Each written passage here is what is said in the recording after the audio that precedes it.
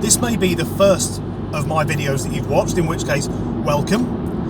Or you may be one of the few people who watch everything I post, in which case, thank you, but also, maybe it's time to get help. And I'd like to start today by recapping some of the exciting things we've learnt this summer. After all, we now know that the Mr. Men are sexist, that internet memes are subjugating women, Sesame Street is apparently full of gay sex, Thomas the Tank Engine is a racist, and if you go to Manchester University and clap, you can wound a student. But while all this was going on, I missed a story in the Express back in May, which is wonderfully PC. And the reason I missed this will depend on who you are. If you're watching this and you're a proper woke social justice warrior, well, it's simple. I'm a 40-year-old, cisgendered, straight white male, so obviously I was out with some other white men as we discussed our dastardly plans to oppress women and ethnic minorities. And if these ones go okay, we're thinking about bringing back apartheid. Or, if you're sane and know that not all white men are flag-waving Nazis, the chances are I was just busy. Probably at work, and that's something that SJWs won't get their head round. They don't need to work, they're just entitled to everything.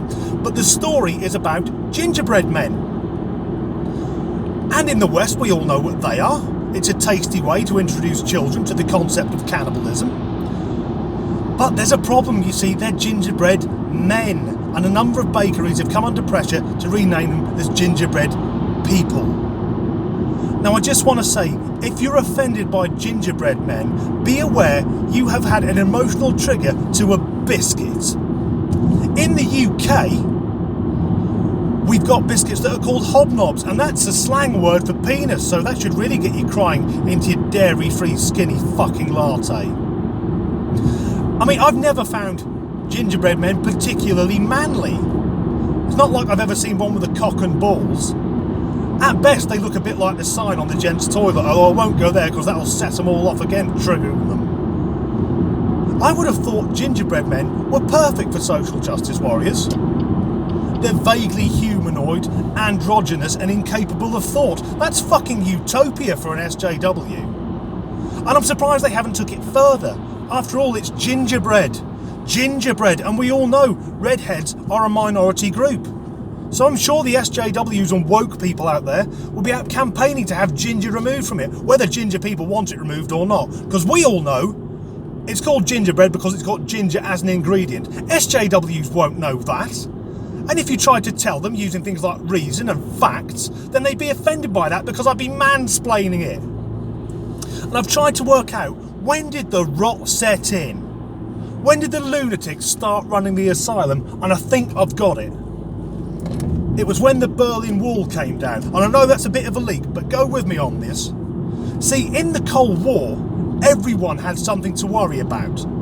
The prospect of nuclear annihilation will do that. Even kids like me were worried about it. And then when that went away, people didn't have so much to worry about. And that's when the madness started. See, when I was a kid, the teachers used to write on chalkboards, but they weren't called chalkboards then, they were called blackboards, on account of them being boards that were black, and they had to be black so that the chalk would show up.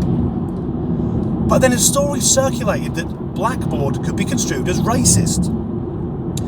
And lo and behold, all the blackboards got replaced with whiteboards, with no sense of irony. Blackboards could be seen as racist, so we'll eradicate all the blackboards and replace them with white ones. Like an educationally based genocide. And I think the person who came up with the idea that blackboards could be racist, that was the first ever social justice warrior. That was the proto-nutter. And they must have been amazed that someone took their suggestion seriously. This is something that wasn't a problem, they made it a problem, and then it got acted on. And this is where it started. And as life has gone on, technology has improved and life is now easier. 25 years ago, if you want to know something, you had to go to a library and look it up. Now it's there instantly on your phone, so people are now able to make problems out of things that weren't problems beforehand. And it's great because it's the only way that they can feel important. But I've come up with a solution. We need to give them something to worry about. So, because I know all the SJWs, they will have turned off ages ago crying, let's start some fake news. let's start circulating stories, all the people who see this, that a meteor is going to strike the Earth, wiping out all life in about 3 years' time. And crucially, make sure to say that the government are hushing it up and our NASA. Because that way we get to worry the social justice warriors, we also drag in the conspiracy nuts and the flat earthers. And that doesn't get rid of the problem, but gives us 3 years for them to worry about something actually worth worrying about in their mind. And then when the 3 years are up and they realise it's all been a fake, they may reflect, God, I'm an insufferable cunt going on about things that don't matter. It may convert them. It'd be wonderful. And if it doesn't work, then sorry, we've got to get the Cold War going again for real. So someone has got to put on a Russian accent, phone up Donald Trump and say Vladimir Putin thinks he's a pussy.